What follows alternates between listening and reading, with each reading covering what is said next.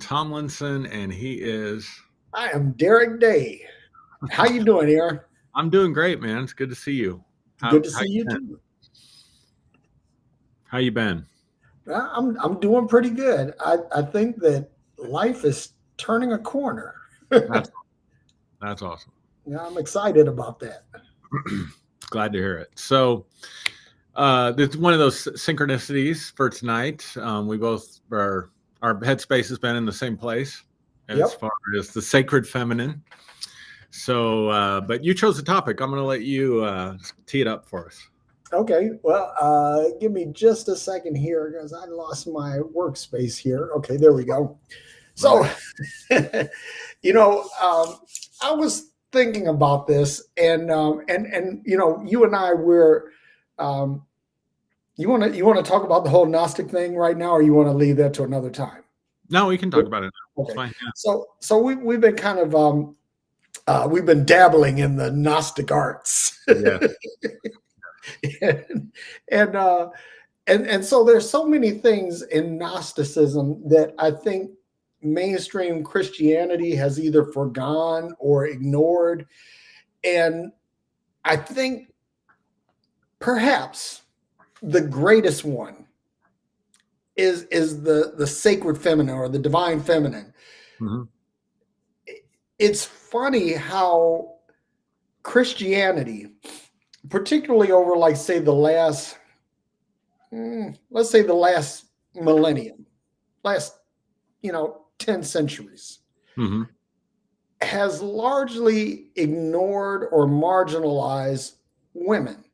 Even Hmm. though, if you go back and look in your Bible, I'm talking to you, Christian, your Bible is chock full of women either building churches, planting churches, or sustaining churches.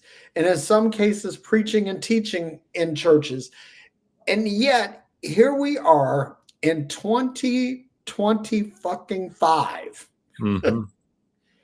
And there are still people out here that say women can't preach, or women shouldn't lead, or Yeah. women shouldn't be president of the United States. I'm looking at you, right wingers. Well, not just right wingers, because some of you left wingers missed the assignment. Just putting it out there. But anyway, Mm. so much of femininity has been just either left on the cutting room floor, ignored, or in some cases it's been hidden. And I was thinking about this, that do you know that in the process of the synods and the councils that either canonized scripture or dictated the nature of Jesus, the being of Jesus, that there were books, entire volumes, entire codices that were destroyed. I mean, this knowledge is a lot of this knowledge is just gone. They just burn it Hmm. because they were fearful of what would happen if people got hold of this knowledge. Hmm. And I think this is my hypothesis, and I don't really have anything to base it on other than what we know to be included in the canon of scripture now and what we've seen in our Gnostic dabbling. Yeah. That there is a female component to what we know to be Christianity, or what we think to be Christianity, that has been ignored, marginalized, hidden, or destroyed. Hmm. And so today, and there's no way we're going to be able to do this in an exhaustive way. I mean, we have what we an hour, 2 hours max. When we're feeling really jiggy, but um, there's no way we could cover it all. But I think that there are some important things to cover, and boy, oh boy, I have a doozy for you. I shared it with you in the green room. I'm not going to share it right now because I'm not gonna open with the climax. I'm going to save the climax for the climax. Yeah. Yeah. and then we'll all have a cigarette afterward. How about that? Well, speaking of that, for me, and this may just be me, so I'm just speaking for myself, everybody out there. This is just Aaron. I don't think you can talk about so I did a live video that I called The Fall of the Divine Feminine recently. Yep. And I don't know how you do your stuff. I suspect you're like me. I do mine really spontaneously. Like I very seldom have notes or anything. I just kind of go off the cuff and let it go where it's going to go. Right. And sometimes, not always, but sometimes it goes a surprising direction. In other words, I'm saying stuff. Sometimes I'm like, and this used to happen to me when I was preaching too, I've never even thought of this before. What am I doing? Like that's the dialogue in the back of my head while my mouth is moving, right? Yeah. You have an Admiral Stockdale moment, who am I? What am I doing here? Oh man, I'm telling you, like most people don't know this about me, but I am most people misunderstand what it is to be an introvert or an extrovert. I am a true introvert. So true introvert is not somebody that's shy or doesn't like to be around people, but you get drained if you don't have time to yourself to regenerate. And for a long time, I was shy in addition to that. So preaching for me, like the idea that I'm going to stand up there for 30 minutes. I mean, it's hard to imagine this now, I'm sure, but how am I going to keep talking for that long? Right. So there were times where it's just like my mouth was just on autopilot trying to take up the clock. Right. Yeah. So I'd have this whole other dialogue going on and not even really know what was coming out of my mouth. Sometimes I'd even have to go listen to the message to find out what some of what I said. So this was one of those times when I was doing the fall of the divine feminine, and I veered off into sexuality. And the link between these two things, that really you can't talk about, at least for me, like I said, this is just me, you can't talk about the sacred feminine or the loss, specifically the loss of the sacred feminine. Let me put it that way. You can't talk about the history of the loss of the sacred feminine without talking about sexuality and sexual repression, really for both men and women. Mm-hmm. And the reason I'm bringing this up, I take a little, maybe I might take a little different track than you on this. I think the people who are in Christianity and are saying that women can't be pastors and women can't be leaders and women can't be teachers, women certainly can't be president, are actually truest to the biblical model in the biblical text because of the oppression of women that existed throughout the agricultural age, not just in the Greco-Roman or first century world, right?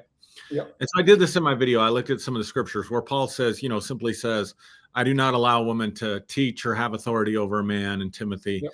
In 1 Corinthians, I do not allow a woman to speak in the church. It's shameful for a woman to speak. And yeah, he probably meant what he said. I mean, today as preachers, we try to come around and soften that or reinterpret it or rephrase it. And there's a lot of what I would call urban legend, because I did a deep dive into this shortly before I deconstructed, where I was doing a series, not just in my church, but other churches as well, called Why Not Women? And so I got very good at apologizing for Paul's texts and saying, oh, Paul didn't really mean, in the church in Corinth, you had the women on one side, the men on the other side. Did you know that's total bullshit? Nobody knows how they conducted their church services, much less the decorums that they used. It's not recorded anywhere. That's just something somebody made up.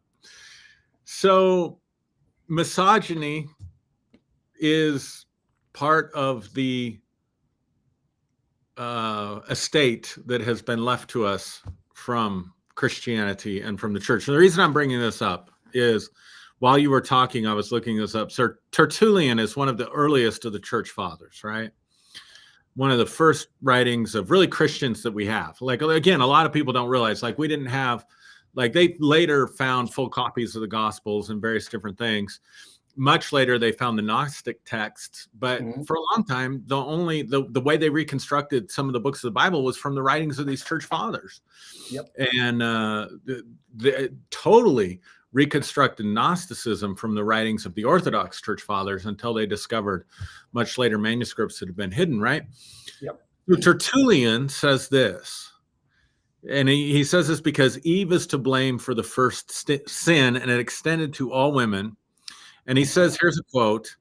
He says to the women, "You are the devil's gateway." Now, this is the title of his sermon or whatever they have, right? His letter, whatever it is. On the dress of women. Tertullian says, "You are the devil's gateway. You are the unsealer of that tree. You are the first forsaker of the divine law. You are the one who persuaded him whom the devil was not brave enough to approach. You so lightly crushed the image of God, the man, Adam." And so he says, you are the devil's gateway to women, but the devil's gateway specifically in regards to how they would dress.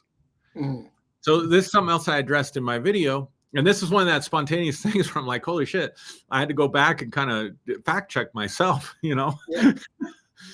But when Peter writes or Paul writes, because Peter does this in one of his epistles, don't let your adorning be with braided hair and jewelry and makeup, but let it be your chastity, let it be your propriety, all that kind of. It was all about the sexual stuff. And then we come along in the 21st century and we say, well, he was just saying that because that's how the prostitutes dressed, and he was trying to get the women to distinguish themselves from the prostitutes, and so therefore the application of that scripture today is woman, don't be a prostitute. when the whole thing, and that there were men that were eunuchs. That was a big thing. If a lot of the first Christian men that converted, because Jesus said, if your right eye offends you, pluck it out. If your hand offends you, cut it off. So a lot of the guys castrated themselves. Yeah. And so chastity was a very important thing in the early church, in the writings of the early church fathers, and in the Bible. And so there's this sort of oppression of sexuality in general, but especially this oppression of women's sexuality. God forbid a woman have high libido or something. But then in addition to that, you're tempting the men. Like, it's okay for the men to have high libido. That's what we do. We're men, right? But if you dress a certain way so you're attractive, now you're inflaming this lust inside of me. And we have a record of Jesus saying, if you even look at a woman to lust after her, you've already committed adultery with her in her heart, which is out. I mean, with all due respect to Jesus and the Sermon on the Mount and people out there that still hold that in high regard. No, it's not the same. It's not the same. You can be biologically wired to have sexual attraction to a female if you're heterosexual, right? So you can have sexual thoughts. You can even have a sexual fantasy, but that is nowhere near the same as breaking your marriage vows and going through all the hoops and shoots and whatever else you have to go through to actually follow through with committing adultery. I mean, to me, it's ludicrous and insane. So I just had to throw that in, because when I saw this from Tertullian, I thought, well, of course it has to be about the way the women dress. And of course, she's the devil's gateway. I mean, it's just insanity. And the fact that we still try to follow these codes and these ideas from an ancient world that was incredibly misogynistic because of the agricultural era that we were in. Yep. It leaves me at a loss for words, Derek, really. It just leaves me at a loss for words. You're not the only one. This is the thing that I want to kind of drill into this. I want to double click on this, is that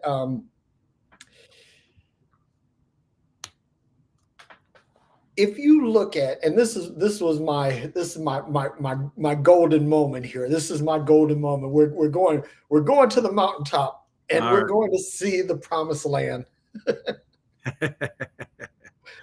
and it's this, that and here's the thing. I got to couch this by saying that, if you're offended by things that I might say about Christianity, this is your moment to leave the room. Because, if you don't want to hear it, I don't want to hurt your feelings. But once you hear this, you're not going to be able to unhear it. So, that being said, how do humans reproduce? They get naked and bump uglies. They have sex. They do it. Really? They have I thought it was carnal relations. Because sex is what makes babies. Now, we have a lot of really cool technology now. Like we've had test tube babies, and I suspect that we've already had a human clone or two. I suspect. I mean, just based on the science. Sure. But by and large, most of us, the way we get babies, we have sex with someone and procreate. And when you look at an idea, how an idea propagates, whether it be women's suffrage, civil rights, abolition, Yep. the breakdown of child labor, that it took men and women working together to create an idea that reproduced. Mm-hmm. Human ideas, human beliefs do not propagate asexually. Mm. Just like we don't propagate asexually. Mm-hmm. So I'm going to say something really controversial here. And I'm no stranger to controversy. I don't really care, but that's why Christianity is dead. It's dead, and it's like the proverbial chicken with its head cut off. The chicken keeps running around. It doesn't quite realize that it's dead yet. Why? Because the feminine energy of Christianity has been forsaken. Mm-hmm. Now, I'm going to say something else here, right? Because when we talk about sexuality, and this is not all gay men, but some gay men have feminine energy, mm-hmm. right? Or let me say an abundance of it, because if we're going to all be intellectually honest, all men, we all have some feminine energy, right? If we're going to be intellectually honest, but there are some gay men, bisexual men, that have more of it than others. Mm-hmm. And this is not to say anything bad about my gay friends or bisexual friends, because I'm an ally. I support you. I celebrate you. But the reality is that homosexuality, left to its own devices, can't reproduce. It right. Can't reproduce, yeah. Right. So the church has to come to a conclusion. Either there's no feminine energy, or there's feminine energy that's been suppressed. And even if it's been suppressed, if you lock a woman away and you're a virile man, and she's a virile woman, and you lock her away, or you put a wall of separation between you two, you can't reproduce either, because the energy has been separated, right? So so either this energy has been suppressed, like there's a wall erected between it, which prohibits its reproduction, or that there is no feminine energy in it, which causes it not to reproduce, or and again, this is not a swipe against my friends in the gay community. This is not that. I want to make this perfectly clear that maybe there's some homosexual energy in Christianity. Oh, there's no question. No, I'm not. I'm not talking about like how we see it manifested in like molestations and sexual abuse. I'm talking about No, I an understand. Yeah, energy, yeah, yeah, yeah. No, energy that cannot reproduce. no, And totally. that's, yeah. Go ahead.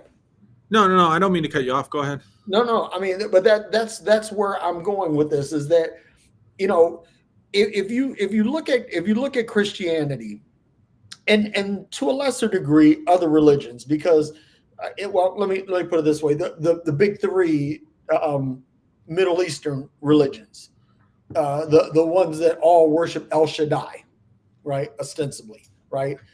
Judaism, Islam, Christianity, that they all suffer from the same malady, basically, Mm-hmm. because there's no feminine energy in it.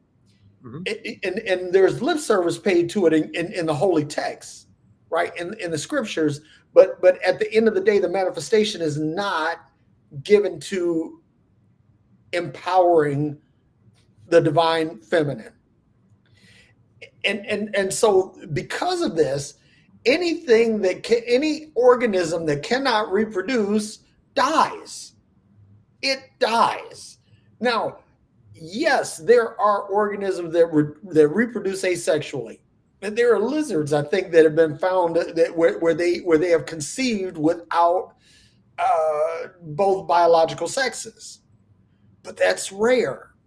And it's something that's not passed on. It's not like an evolutionary trait where, like if you have a fish that produces asexually. I think there was once a shark, and this was a big deal a few years ago. They called it the Virgin Mary shark, right? Because this shark had been in captivity for years. There was no male in Wow. there, but the shark got pregnant and had a cub.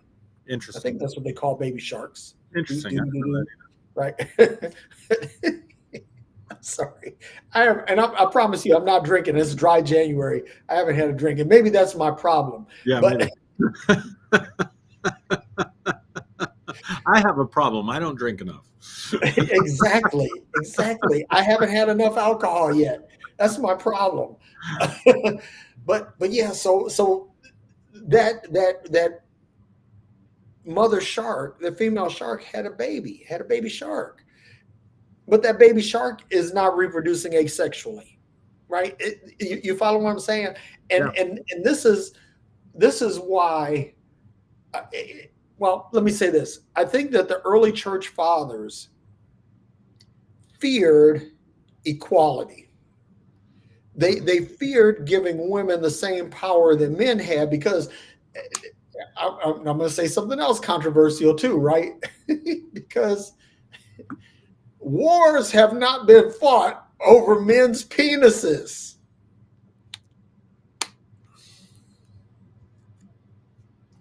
Can I say that again for the people in the back? Wars have not been fought over men's penises, but what a woman has biologically, men have fought and died over. Mm. History is littered with women who ostensibly had incredible sexual allure, sexual prowess, that men led other men into battle over that woman. Yeah.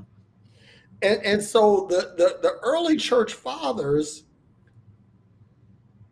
like most educated men, understood the power of female sexuality.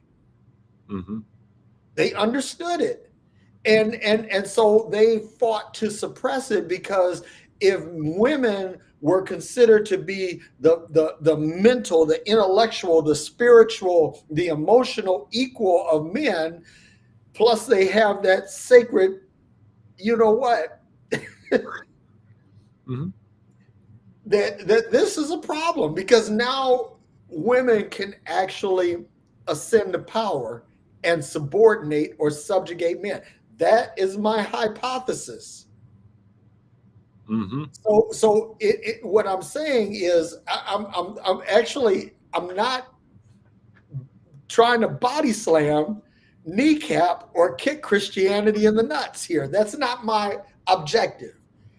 Believe it or not, Christian friends, I'm throwing you a bone. A bone, not a, never mind. Never mind. A bone. I'm throwing you a bone. And it's this, that either you reclaim the divine or sacred feminine, or you seek to see your religious paradigm perish. Mm. And that, Aaron, is my climactic moment. I need a cigarette. So just to get into this a little, get in the weeds with this, something I want to point out. So sex can be a verb, right? We all know about that. Yep. But it's also a noun, correctly. It is correctly a noun in the English language. And when we're talking about sex as a noun, we're not talking about the act. We're talking about which parts an animal has. So to apply this to humans, because this is what people say. This is what people say when you start talking about the gender issues. They want to conflate and confuse, I think, gender with sex, and sex even with sexuality. So here's what I mean. We have them. We call them gender reveal parties. That's not actually technically the correct term. It should be a sex reveal party, because we're revealing the sex of the baby. Because gender, at least from where I sit and my perspective on this, is entirely a social construct. Yes. Entirely a social construct. Which that's a whole nother show. It is. But continue go a little deeper than you want me to. Go but so people will say, when the transgender issue comes up, or gender issues come up in political discourse or political dialogue, for example, people will say, well, you're either I remember somebody saying, it's like a plug and a light in. You're either born the plug or the outlet. It's one of the two. You're born. You're binary. You're either born a 1 or a 0. Yeah, there you go. Yeah, yeah, and so that's sex. When people are talking about gender, they're talking about the social constructs. In other words, how society defines how someone born with that genitalia is what they're supposed to be interested in, what's okay for them in terms of their personal expression. So when you and I were growing up, you're a little bit older than me, but I would consider us, even though I think technically we're from different generations, I consider us from the same generation, definitely from the same time period, right? Mm-hmm. And so, blue was a male. Guys didn't wear pink, until like maybe the late 70s, early 80s or something. Yeah. And then it faded out pretty quick. So guys didn't play with dolls, didn't paint your nails, because these were defined roles. And so the issue is whether or not a person, their sex has nothing to do with it. In other words, the parts that they have has nothing to do with it. It has to do with how well or comfortably they're able to fit into the socially defined role of what it means to be that sex. And that's where the gender issue needs to be discussed, not necessarily from a physical level, but more, or a biological level, but more from a sociological level. And the same thing with sexuality. So when we're saying homosexuals can't produce, that's just a fact of nature, right? Because as human beings, and this is something unique to human beings from everything that I've studied and looked at, there's one tribe of baboons that comes close. That comes the closest, and I can't remember what they're called. One species, not tribe, species of baboons in all of nature that comes close. The people that have studied this. But we are uniquely obsessed with sex on the mental plane as an animal species. You're never going to see. So, for example, like I grew up, my grandparents owned a dairy farm. So they raise cattle and for their milk. And not once did I ever see the bull getting it on with one of the cows, and all the other cows gather around like middle schoolers at a fight, Yeah. Ooh. to watch it and check it out. So sexuality is, for human beings, is as much, if not more, mental as it is actually physical and just for reproduction. And that's one of the problems that I think the church and various different religious sects have had with sexuality is, and that's why, the remarks that Jesus made that I said earlier, because they want you to become more like animals. It's so funny, because what we used to say was, well, we've got to be sanctified and godly, and we're not going to just be like animals, and just screw everything that comes along. But most animals, with a few exceptions, reproduce, have sex simply for reproduction. And the animals, like the bird species and stuff that they've studied, who are monogamous, barely have sex, because it is strictly for procreation. And that's really so when they're saying, I heard the craziest stuff in the church. I remember a Kojic preacher that I was listening to, and half his message was on, if you are not facing each other during the sex act, you're having sex like animals. Oral sex was completely off the table. Yeah. Right. So, but in reality, they were wanting human beings to act more like animals. Does that make sense? Yeah. So I don't know if we can talk about, I just thought it was important to distinguish between sexuality. So your sexual orientation has nothing to do with your sex, gender. Right. Or whether or not you can reproduce. They're two totally separate things. So in other words, a homosexual sexual orientation is no different in its basic nature and components than a heterosexual's sexual orientation. It's all about what turns you on, not about what reproduces. And that's what makes us different. Yeah. As human beings, because we get turned on by this stuff. Right. Right.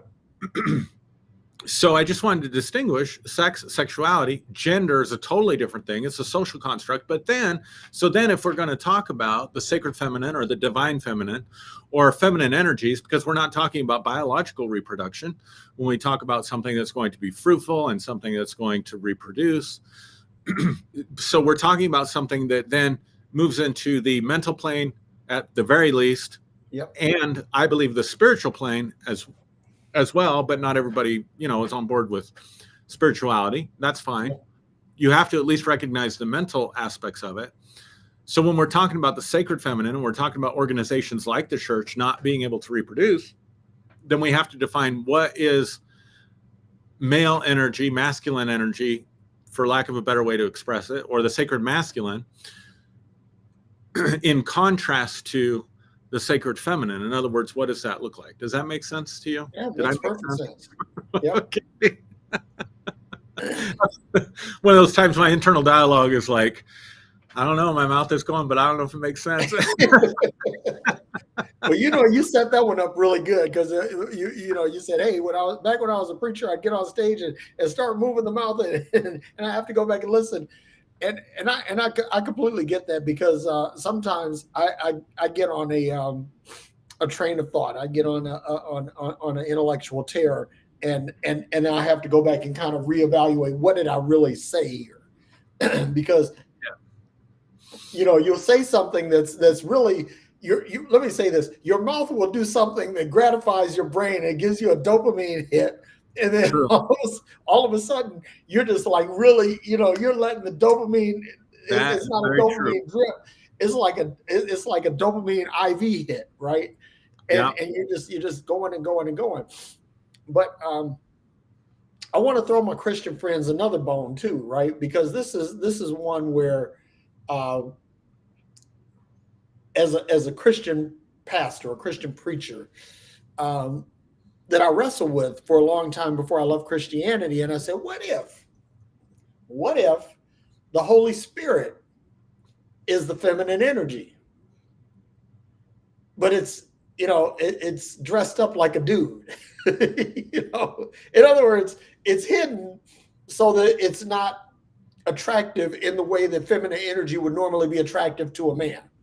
And I say this like when I had my church in Arizona, we had a program where we took black hoodies to homeless women and gave it to them because the black hoodies didn't reveal they didn't reveal their sex. They didn't reveal that they were women, and so they were less likely to be sexually assaulted in the streets.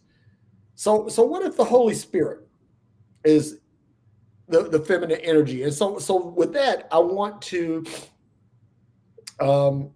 dredge up a Gnostic concept and talk about Sophia. Right? As I mentioned Sophia when you were in your live stream, right?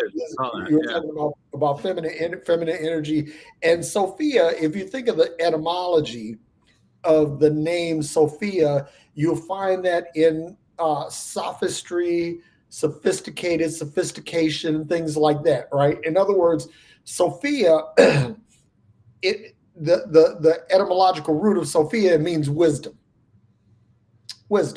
right? And I think about this because I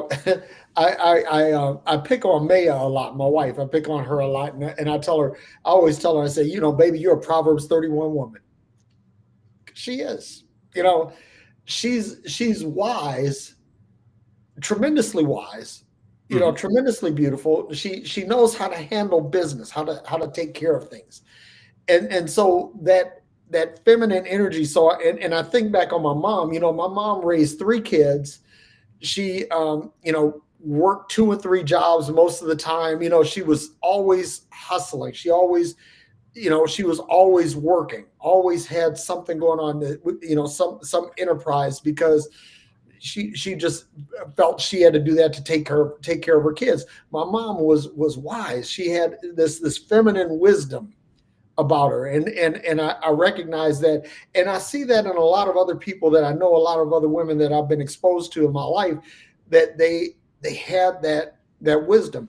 So Sophia, as the story goes, Sophia was wise, but she was also creative. And she wanted to create something, and correct me if I have the story wrong, something to love her back. She wanted to love something and be loved in return. And so she gave birth to what became the demiurge, which the Gnostics believe was the Old Testament God. I'm not going deep down that rabbit hole, but this whole thing about Sophia and wisdom, to me, it's like, okay, when people will say, okay, common sense says do this, do this, do this. But there's also something called mother wit. And that mother wit, I think, is that feminine energy. I think that common sense is what we men like to refer to as it's the statement of the obvious. It's as plain as the nose on your face. This just makes sense, right? But mother wit has not just IQ, but it has EQ. It has an emotional quotient as well, and it's as high as any intellectual quotient, and that is information, data that is as valuable as the intellectual, right? And so when we ignore or deny the sacred feminine, we ignore or deny wisdom. And watch this. I used to preach this too. I said that you begin with data, and data, when aggregated and collated, produces information, and information, when aggregated and collated, becomes knowledge, and knowledge collated and aggregated becomes wisdom. And I used to believe that, except it's not exactly true, because there are a lot of people that have knowledge but no wisdom. True. And you can aggregate, collate, slice, dice, julienne, and blend all the knowledge you want, and it may never produce wisdom. Yeah. You know, there's an old adage is that that knowledge is knowing that a tomato is a fruit. Wisdom is not putting it in fruit salad. I love that. You know, and so what I want to talk about here is, you know, I want to talk a little bit about Sophia as a person, as a being, but I also want to talk about wisdom. How is it like, if you go back and look in your Bible and the account of King Solomon and the two women, that one had lost her baby, one had a baby, but the other one stole the baby of the living baby and claimed it as hers. And so Solomon says, okay, perfect. We have the perfect solution. We'll cut the baby in half and give each of you half. And then the actual mother of the child, she said, no, I'd rather my child be with someone else than to be, you know, drawn in half. And that's wisdom. That's wisdom. That's an emotional. In other words, Solomon's proffered solution was definitely intelligent. But the woman, see, and people always talk about the wisdom of Solomon, but Solomon really, all Solomon was a proxy for a bigger concept. Solomon, what he did is he created the atmosphere for wisdom to be displayed. He did not display the wisdom himself in that case. The wisdom was the actual mother of the child, who said, no, the child's better off alive. Yeah. And so I want to kind of dig into that there. Yeah.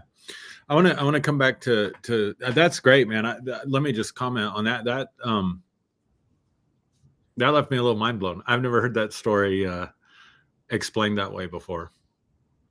But that's a great revelation, Pastor. You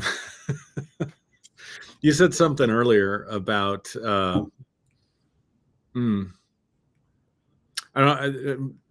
mentioned homosexuality in terms of something being able to reproduce, and then you said that that's a problem within the church, right? Yep. And then you talked about the Holy Spirit as the feminine aspect of God. But the truth is, like, dude, I mean, they did away with the divine feminine, and people say, well, what about Mary? You know, what about the veneration of Mary and stuff? That comes later. That comes as Christianity is attempting to assimilate cultures. Yep. And to make the job easier of assimilating cultures, they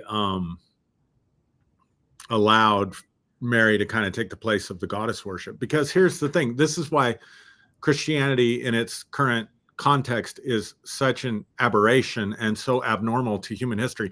And by the way, I think it's important to mention, I was reading this today and I thought, wow, this is really a good point, that we have had millions of years of history as a species, and the ability to write and read is really a new it's really a recent thing, right? Yep.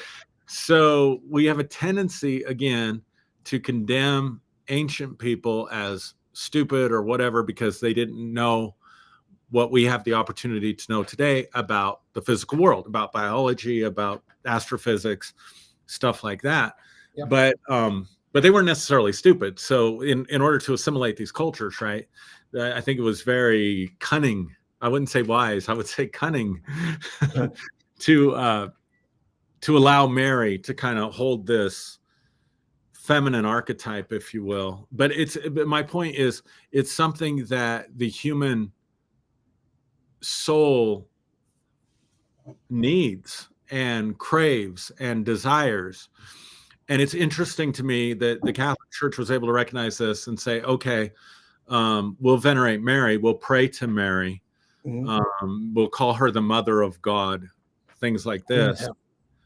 And then the Protestant groups like that we're part of cut her out completely. but Mary's still not part of the Godhead, Father, Son, and Holy Spirit. And that's unique to Abrahamic religions, and especially unique to monotheism, right? Yep. And so I do think that there is priests have to take a vow of chastity, or I'm not sure, celibacy. Thank you. Yes, that's it. So there really is. Think about how much that just cuts off the feminine energy, even that priests can't marry. Yeah. They can't partake of the divine feminine or the sacred feminine. Not at all. It's as though it doesn't exist. It's crazy to me. And you compare this to other spiritual systems. In the East, you have tantric yoga, which recognizes, Shiva and Shakti, the sacred feminine, sacred masculine, and then the way that's embodied or practiced sacramentally. But other spiritual paths as well, sexuality has a tendency to be integrated as a sacred part of that, which then automatically includes the feminine, the sacred feminine, the divine feminine with it. So it's just really interesting to me how we evolved in this Western culture with this predominant religious system. And by that, I mean the Abrahamic religions. And there is no sacred feminine, and then watch the oppression of women. Because if we think the oppression of women is bad in conservative fundamentalist Christianity, the oppression of women also exists in conservative Orthodox fundamentalist Judaism, and it definitely exists in conservative fundamentalist Islam, right? Yep. And so by cutting off the sacred feminine, in other words, it's the old alchemical axiom, as above, so below, right? Yep. As we eradicate or exile, if you will, the divine feminine, you see that then playing out on the earthly and the physical plane as well in our social relationships and stuff like that. And so the whole topic to me is just fascinating. And then, of course, my background being in counseling and psychology and things like that, I wonder, what does this do to the psyche of a people? What does this do to the individual psyche of a person and the collective psyche of a group? And I think that's the real damage then that gets done. And here we are, two dudes, talking about this. Yeah. And one of the things that because I came at like religious trauma and everything from my own perspective, but also from the masculine or the male perspective, my perspective of religious trauma as a male, I remember putting out a survey to the religious trauma recovery group, like, what has caused you the most trauma in your life in regards to Christianity? And I was certain, beyond a shadow of a doubt, it was going to be hell. The doctrine and the teaching of eternal conscious torment and being scared into the church. I wasn't even close, not even close. It turned out that sexual, and I'm not just talking about, I don't want to get shadow banned by YouTube, so I'm trying to think about the best way to say this. I'm not just talking about SA from the standpoint of the physical aspects of it that happen in churches, which is horrible, but the mental and emotional abuse of, it's just shocking to me how many women posted or came back in that survey or then posted later that, growing up in the church, as soon as they hit puberty, so we're talking anywhere from maybe a 9 or 10-year-old at the bottom, youngest end, to maybe 13, 14, maybe at the older end of that. You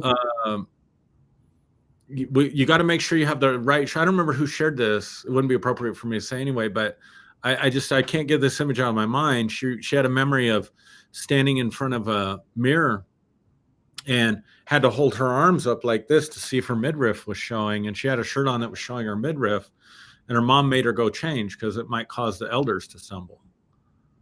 And I can't get that image out of my, like what that does to a young girl psychologically, to attack her body in such a way that it is the devil's gateway. It is the instrument of sin. Yeah. It is, it's just mind boggling to me. I have a hard time getting my mind around it, Derek. You know what? You bring up a really good point, and you have to ask, okay, what is the problem? Is the object of temptation the problem, or is it the attitude of the observer of the object of temptation? And the problem is with the observer, because that's like, you see a Rolex watch, and you say, you know, I'd like to have that Rolex watch, but I can't afford a Rolex watch, so I'll steal the Rolex watch.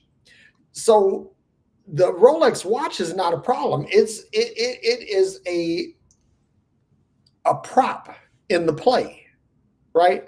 But the actor is the one who has the problem. Mm-hmm. And this is where we've lost it with femininity, is that we blame a woman's physique, or we blame a woman's face, or we blame a woman's hair, or we blame a woman's smell, and we say, oh, I'm tempted, and it was temptation that caused me to do X, Y, and Z. And it's not the woman. Listen, for all the ladies out there, especially those of you who have gone through some kind of trauma like this, it was not your fault. Okay, period, full stop. It's somebody. If people say you need to control how your daughters dress, and I would say to them, no, you need to control what your boys are thinking. You need to teach them how to get hold of the arrest there. Because let me say this, right, is that, again, we're always taught, your body is a temple kind of thing, right? If our bodies collectively, humans, are a temple, then women's bodies are a temple of high worship. Mm-hmm. And I'm not getting any, y'all please bear with me here, because the thing is that the woman's body is capable of receiving a man, pleasing a man, and carrying the seed of a man. It's the only mechanism in the anthropological understanding of humans that can do that. And because of that, when some, God damn. Okay. I'm thinking about a time when I was an associate pastor in a church, and we moved into a new building. Mm-hmm. And it was said to everybody in leadership that if you see someone bringing food or beverage or even chewing gum into the sanctuary, that you were to stop them.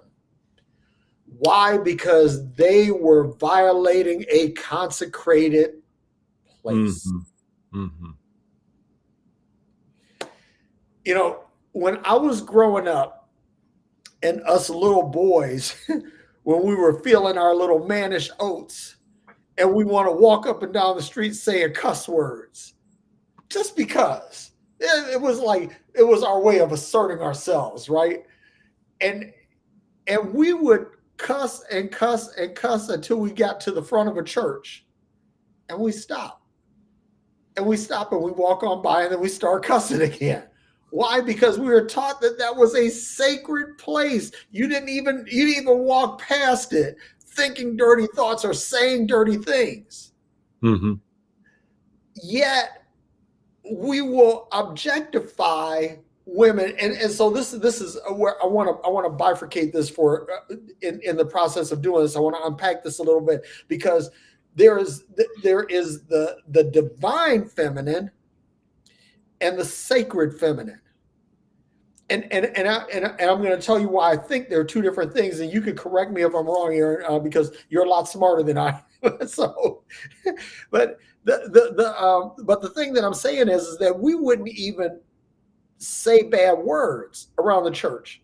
And I remember being in church as a kid, and I see some girl, and I think she's cute, and I'm like, oh God, oh God, oh God, I gotta control my thoughts. I gotta control my thoughts. So I'm gonna go to hell. I'm going to hell. I'm going to hell. Right? And but hear me what I'm saying. The building is nothing. Buildings ain't shit. They're not. Buildings are edifices made by men. But if you believe in God, then a woman or likewise a man are edifices that are made by the hand of God. Mm-hmm. Okay, so when we objectify women, we defile a temple. Mm. Much less when we put our hands on our women in anger, or we do things that we can't say because we don't want to upset the algorithm to women. Mm-hmm. And so this is where sacred feminine comes in, because in my humble opinion, all 100% all of femininity is sacred. Mm-hmm. All femininity is sacred, and all of it deserves to be honored, respected, cherished, all of that, right? Now, divine has to do with things like Sophia or Lilith, right? That the divine has something to do with something that's ethereal, that's spiritual, that's not of this world, right? Mm-hmm. Mm-hmm. But all femininity is sacred. And I think that whenever you denigrate women, when you deny women opportunity, when you do something that you think that because you're into this hyper toxic masculinity thing, and you abase or debase women, you are violating sacred femininity, because all femininity is sacred. And I'm going to tell you something. I know I'm going to take some hits from this. I don't care. I don't care. It's like the femininity is sacred. It is sacrosanct. It deserves to be protected. It deserves to be honored. It deserves to be cherished. It deserves to be, protected. Whatever. It just is. And so I want to stop there and kind of kick it over to you and kind of get your thoughts about this, because like I said, this is where I divide those two and how I divide them. So I want to make sure that my point, that my assertion is clear. Mm-hmm. And that's where I'll stop. Yeah, no, I completely agree with you. That makes perfect sense to bifurcate those things, to separate those two out. I like that. And I like the idea that, all femininity is sacred, and separating that out from the divine. Because I do think the divine aspect of it is important. I really do. I think it's important to us as human beings. And I think one of the things that's so interesting to me with this too is the core doctrine of what makes you a Christian from the Council of Nicaea onward is a belief that Jesus was the only begotten Son of God, or God manifested in the flesh, or what we would call theologically, excuse me, the incarnation. So I heard this over and over and over again, and progressive Christians, I'm looking at you right now, because you guys love to tell us that if you want to know what God's like, you got to look at Jesus. Jesus is God with skin. Jesus is God manifested in the flesh. But that's only half of human. That's only one side of the polarity. Right. Like if we say this is God, when the church elevated Jesus to the position of exclusive divinity, right?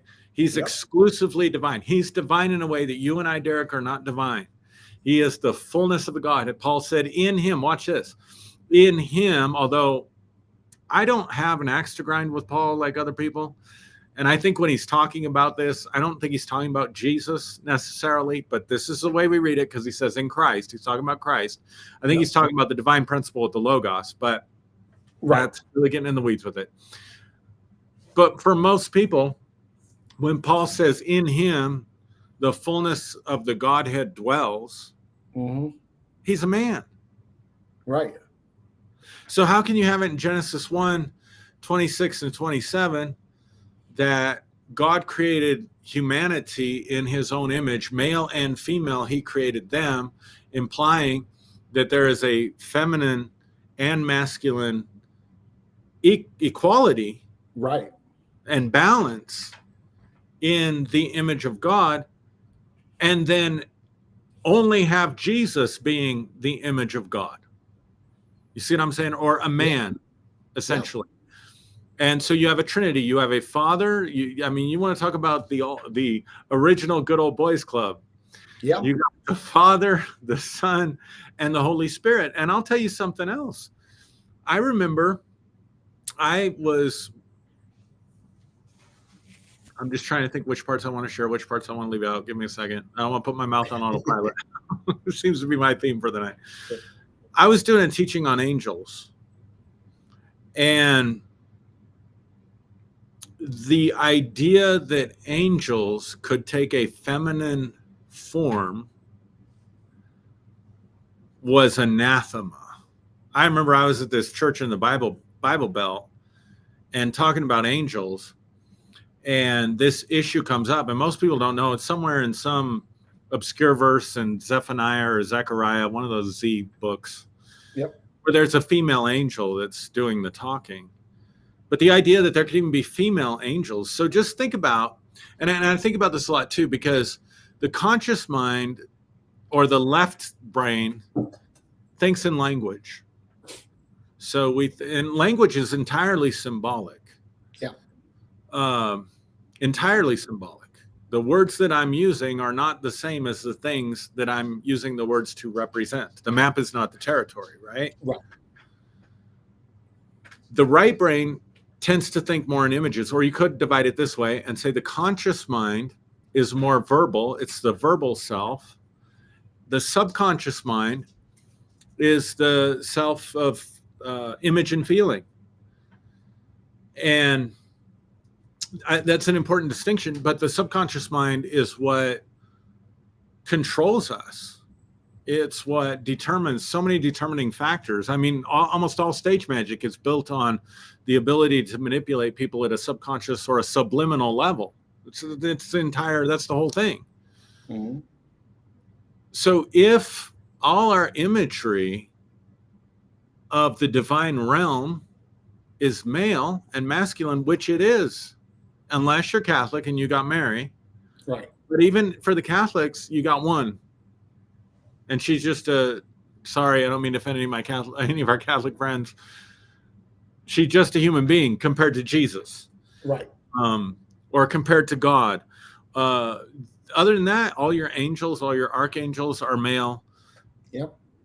Most of your saints, the vast majority of those sainted in the Catholic Church are male. Yep. So you have a divine realm that you teach people and talk to people about, entirely populated with too much testosterone. And then we wonder why there's religious wars. We wonder why there's church splits. We wonder why there's 30,000. You know what? I mean, this is a total reframe. How many times we said, there's 30,000 different denominations. And the point usually is, if God wanted to get a message across, he sure didn't do a very good job. Yep. Because even his own followers can't agree, because there's 30,000 whatever denominations. But yep. Maybe that's just because it's loaded and top heavy with too much testosterone. You ever been part of an organization, doesn't matter what kind, where there's too much testosterone in a room? Yeah. It's not productive. Oh, dude, I raised 5 sons, so it's like I know what that looks like in real time. I had 3 older sisters and no brothers, so Yeah. So yeah, and you think about that, like, where they have people that they say they have roid rage, right?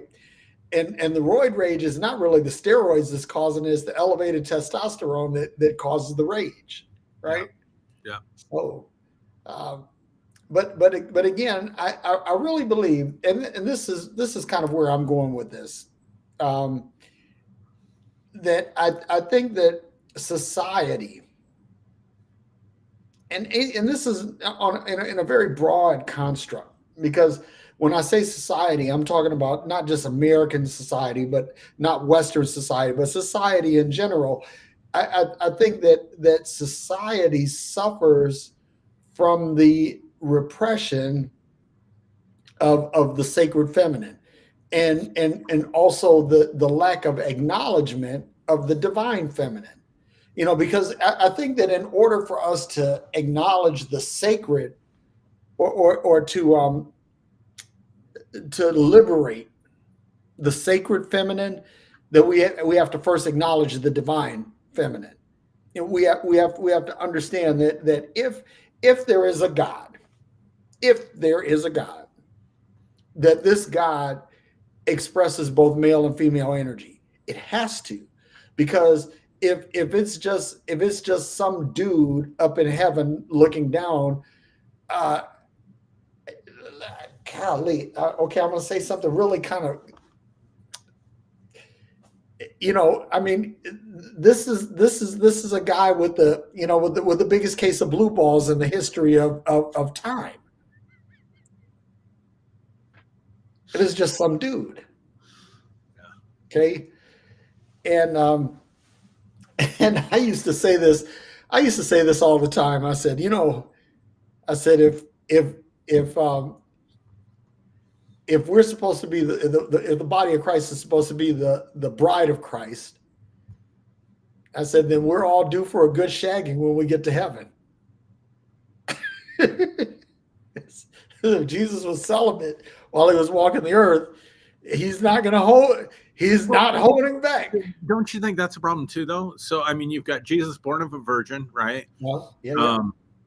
And maintained this celibate lifestyle, at least. And this is where Gnosticism was incredibly empowering to women, and really a egalitarian movement in and of its own.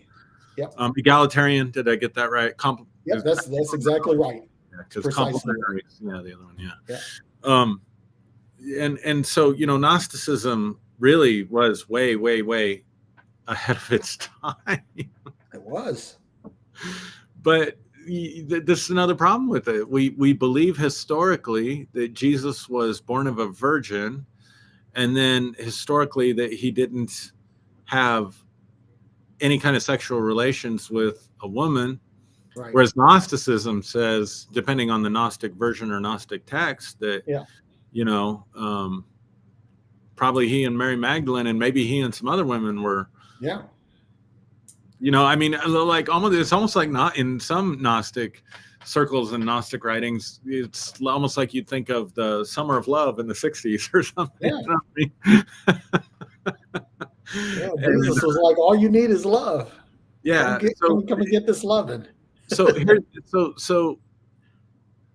so the imagery itself, I'm getting insight. I'm growing in real time here, because this is personally applicable to me in the way my persona formed and shaped under this stuff. But the imagery, the storytelling, the entire gospel, born of a virgin, sinless, and by sinless we're sneaking in there, oh yeah, and he also didn't have sex at all, ever, didn't love a woman. Right. The entire thing is sterile, and so it sterilizes humanity. And I think that was I think that's part of the purpose. I mean, if there is a demiurge, and the demiurge wants to keep us from discovering our divine potential, and the demiurge wants to keep us in this prison of humanity and recycling and whatever, Yeah. then it would be very important to sterilize the spiritual potential or the divine potencies Oh, oh, of oh. the group you're trying to enslave. So it's not sterilizing the body. He wants the body to reproduce. Yeah, of course. But if you sterilize the spirit, then we don't reproduce spiritually. Spirit, yeah. And so the whole concept of escaping this physical prison becomes impossible because we're so, oh boy. Yeah, we can't tap into the divine human potential with the sacred feminine, and I would argue the divine feminine. Otherwise, we're sterile. Sterile's the word. Wow. And see that closes the loop on what I was starting off with, because I was saying the whole thing is sterile because without the feminine energy, if everything is masculine, there's no reproduction, right? And so you close that loop completely, and that it's the spiritual sterilization. Oh man. But think about life, though. I mean, when I think about something that is vibrant and living, it has a, I don't know if this is the right term to use. It has a wild side to it, if I could say that. Yeah. You know what I mean? Yeah. And our society is so damn sterile in the arts and the, you know, the only area that really maybe isn't is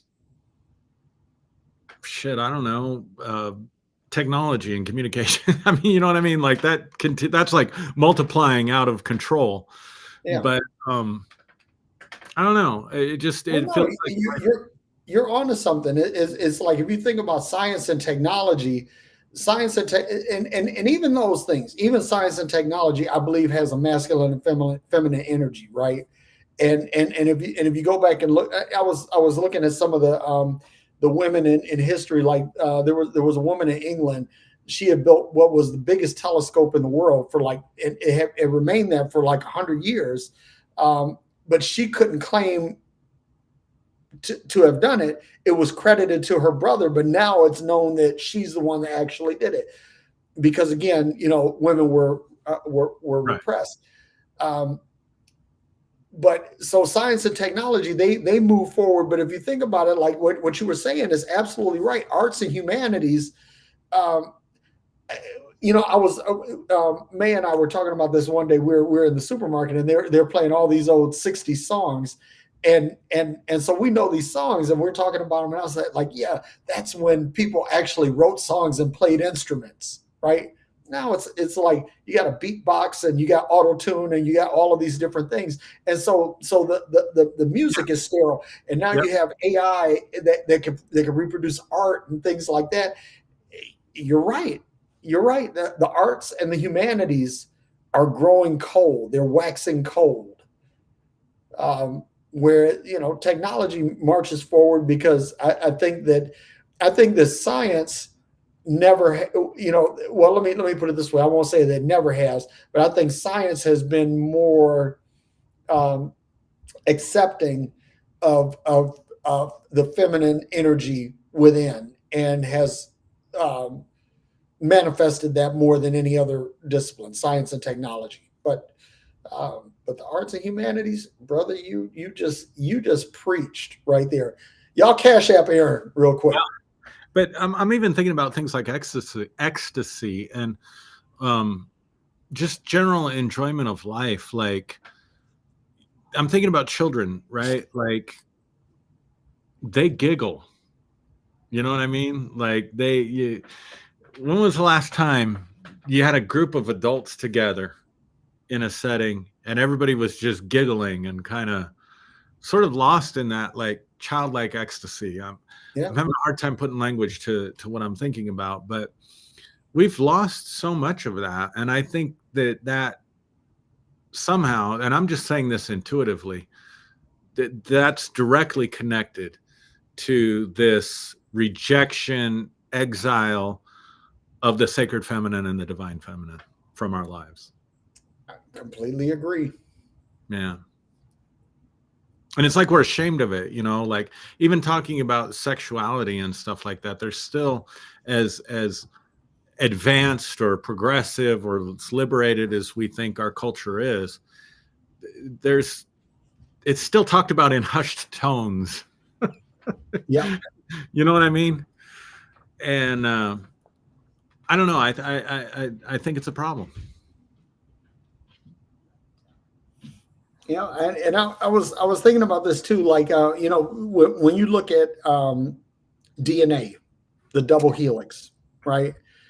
That DNA requires a Yeah. helix of intertwined strands, right? That's what makes DNA special. And it's funny that DNA exists in all living things. It exists in the plants. It exists in animals. Exists in the fungal bodies. It exists everywhere there's life. And the thing is that double helix represents the masculine and feminine energy at a molecular level. That's a good point. And that it when and if you think about this, right, you look at what they call genetic defects. Genetic defects happen is when one of the strands is broken, when either the masculine or the feminine energy is broken. That's and I don't know, that might be oversimplifying things. And if somebody says that, okay, cool. But I think that the evolution of humanity, if we're going to grow, if we're going to evolve, if we're going to adapt to a changing world, that we have to have a balance of both of these energies. We have to have both the feminine and the masculine contributions. I completely agree. I'm sure, again, for those that don't know, I've been driving this thing. What that means is I'm like starting the podcast and doing it from Restream. And Derek has always done this for 5 years. Derek did this. And for some reason, I can't see any comments from Facebook at all. You know what? I was looking at that too. Matter of fact, yeah, I don't see any from Facebook. I know there's if I go, let me go on here. Sorry, I didn't mean to cut you off again. Yeah, sorry about that. No, if you go to Facebook, you'll see them. There's a ton of them. Yeah. So I don't know what I'm doing wrong. When I put the key in the ignition, something goes wrong. I'm laughing because I even have a reputation at my job.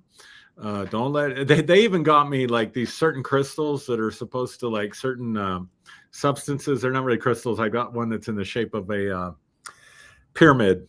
But one of my coworkers brought one in and put it between me and the computer. She was the one that always had to help me with my technology and my computer. And she brought one of these and said, "Here, this is supposed to help with, I don't know, absorbing the energy or something." Because I have such a hard time. And stuff will happen. People look at me and say, "Only this could only happen to you, Aaron." But let me just say, for the record, to defend you here, Aaron, that it cannot just happen to you, because it happens to me too. Yeah, but there goes my excuses. I can get people to do stuff for me. See, it's like looking at our Facebook. It says there are 32 comments. Holy shit! Yeah, but I can only see I can only see 5 of them. Yeah. Lynn Leach says, "We have to do the work to make this marriage happen." And C. Rodriguez says, "Magical."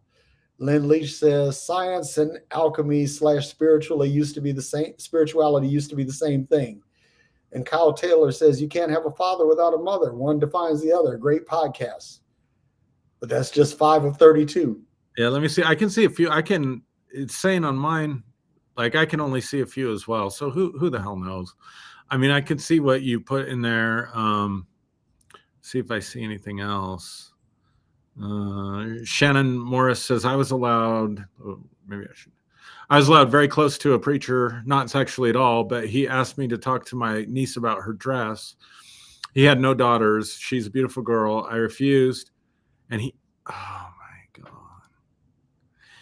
Oh, I'm sorry. Give me a minute. He embarrassed her publicly. Oh, God. I called it on him. He left the ministry. Well, good. I'm glad he got out of the ministry. Yeah, really. Yeah, I see that. I think yeah, pretty much I can only see, other than that, the ones that you can see. So who knows? Yeah, because I looked in here at one point. Maya had chimed in. She said, I tuned in right at exactly the right time, or something to that effect. So I think that she probably chimed in as I was giving her a compliment about being a Proverbs 31 woman. Yeah, she probably did. That was a good time for her to chime in. It was. Yeah, I did see Renegade. She said, I think trauma sterilized us spiritually. Yeah, for sure. I mean, and again, I just want to emphasize, like, we're two dudes talking about this stuff. I can't even imagine what the trauma that some of these women went through just growing up, just the subtle, because sometimes the most damaging trauma is the subtle trauma. If it's really bad, like neglect is child abuse, but it's much easier to address child abuse in the counseling room than it is to address neglect, because child abuse is so in your face. It's so out there. You know, I was sexually abused, or I was, there I go using that phrase again, or I was physically abused, or, but someone that's neglected, their needs are not being met, and so that creates its own developmental challenges in some cases. And there's nothing, right? There's nothing to, well, I didn't get beat, and I didn't get called names. Yeah, but you were left to play by yourself for 8 hours. Yeah. You know, so there's a subtlety to some of this stuff where it doesn't have to be this outright, oh my God, I have this horrible memory in my brain where this happened to me as a young girl or as a woman, but this sort of dripping faucet of messaging, like I was talking about earlier. There's no female in the Godhead. There's, meaning the Trinity. There's no female angels. And they got mad. I'm going to tell you right now, there was a group in that church, because I mentioned this earlier, you know, when I talked about it. Yep. I'll tell you that Bible Belt church, they weren't having it. No, God is male, you know. Yeah. It's crazy. Well, you know, there was I was having a conversation with I don't know if you're friends with Irvin Reed or not, and I can say Irvin's name because you know, we talk about stuff and he's cool. But we were talking about, like, because Irvin's Native American, you know, and I'm black, and so we're talking about how you know, we were sharing a common experience where I was talking with somebody and they said, well, you know, it was talking about reparations, and they said, well, I shouldn't have to pay reparations or be part of that because my family didn't own slaves. You know, we didn't participate in that. I said, yeah, but you benefited from the system. You benefited from the system. And this is not to say that you know, you're held guilty because of that, but that you have to acknowledge that you got a head start because of that. Now, the same thing with the divine or sacred feminine is that there are a lot of people that say, well, I never catcalled a woman, or I never, you know, essayed or whatever. I never did anything, you know, but you benefited from a system that has permitted that, right? And that has given you a hall pass. Whether you used it or not is not relevant. You had it. This was in your hip pocket. It's always there waiting for you to pull out, right? So, you know, again, the fact that you are ignorant of it or you are non-participant in it, but if you benefited from it, then you bear a certain amount of. Sorry, I don't mean to. I keep doing that to you tonight. I'm sorry. Go ahead, man. Yeah. I just that kind of stuff bothers me because we're still focusing on. We're not focusing on the victims, and I don't even know if victims is the right word, but like restorative justice, the difference is we focus on reparations to the person who was harmed Right. in the event. We have retributive justice where we focus on the person. We'll spend millions of dollars to go to trial, put them in jail, etc., and so on, and leave the person that got robbed still destitute. Yeah. Because we're so focused on who, caused the harm here. And so to get defensive, this is what I'm trying to say, Derek. I'm having a hard time getting my words out here, but what I'm trying to say is to get defensive. Like I'm a white male, so I had all the I check all the boxes, and and I think we were joking around after the election. I said all I got to do is go back to preaching, and I'm good. Exactly. Yeah. I don't know what y'all are going to do, but I'm not worried. The only thing I have to worry about is I got to scrub the internet of all the other shit I said. Right? I can just go back to preaching and I'm good. And so what I'm saying is that when people say, well, I don't have to pay because I didn't, or my ancestors didn't, or whatever, it takes the focus off the real issue. It takes the focus off of the harm that was caused to a person, or in this case, to an entire ethnicity and group of people. And that's where the focus becomes. So it's almost like the perpetrators not only perpetrate the crimes, they get the spotlight. I guess I don't really know how to say it. No, you're absolutely right. It's like the focus is staying here, and forget about. Well, I'm really sorry, that you struggled, but I didn't do it. Yeah. And it's like, well, okay, but that'd be like the Good Samaritan walking by the guy laying bleeding in the street and saying, "Well, I didn't do it, so good luck. I have no responsibility to you as the person bleeding in the street because I didn't cause it." Haiti was the second democracy in the Western Hemisphere after the United States, right? They won their freedom by revolution, like the Americans did. The difference is that the Haitians were black, and so the Haitians, Haiti had to pay reparations to the slaveholders and to the French government, a bill that they didn't finish paying until 2005. Well, they got their independence in the early 1800s, Aaron. And they had to pay reparations to the slaveholders. Dude, I mean, correct me if I'm wrong, but wasn't there somebody going around implying that same kind of thing in this last election cycle in America? Yeah, all the slave owners should be paid.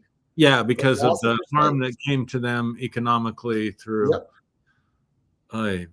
What a fucked up world. In a lot of ways, whatever Earth is, whatever we find out, when we die or beyond, it's a fucking insane asylum.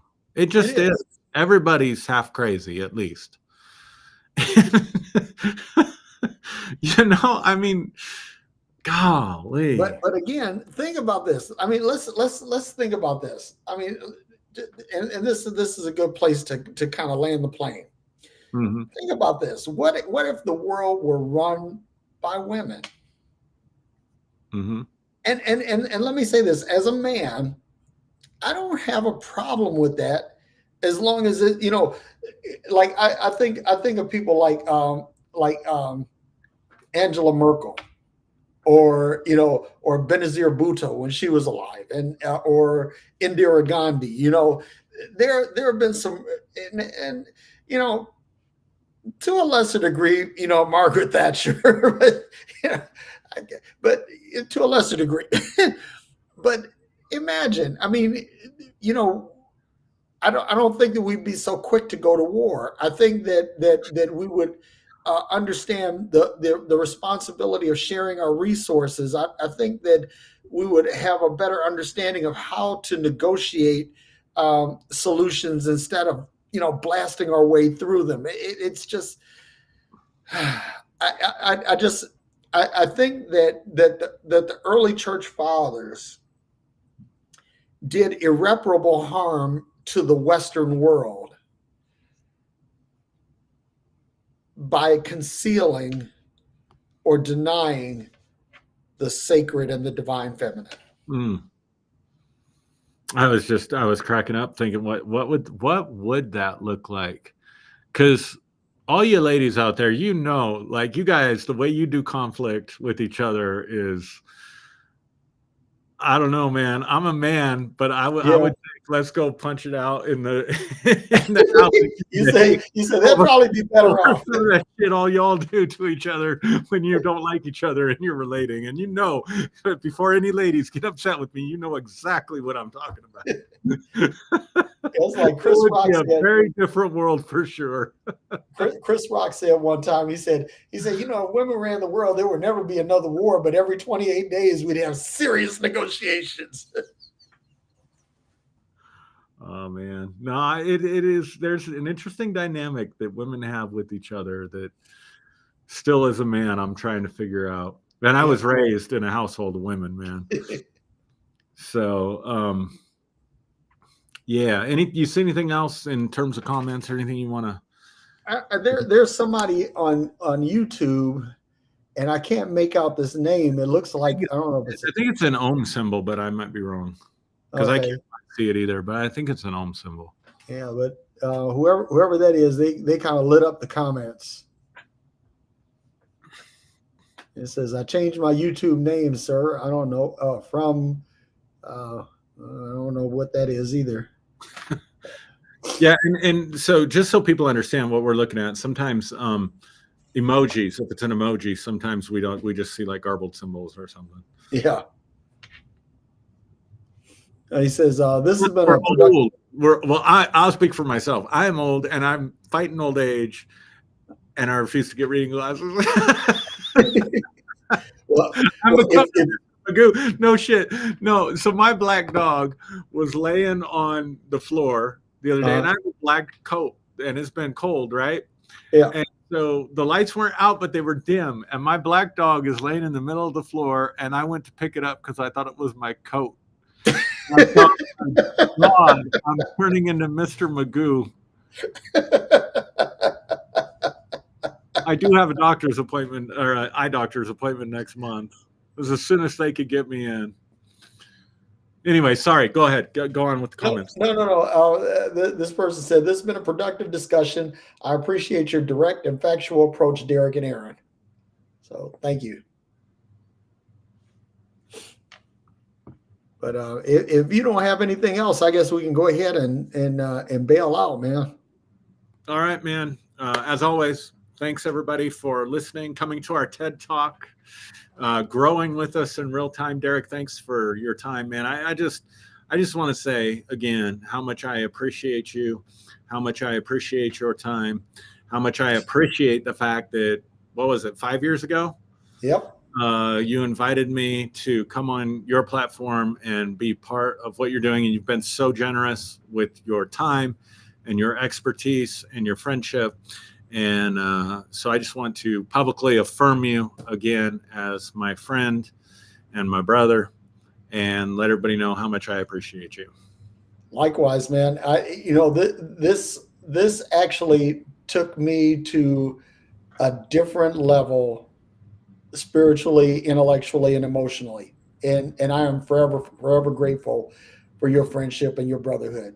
That's all I got to say. All right, man. And thank you all, as Aaron said, thank you for growing with us in real time. And that's it. Peace and hair grease. We're out. All right.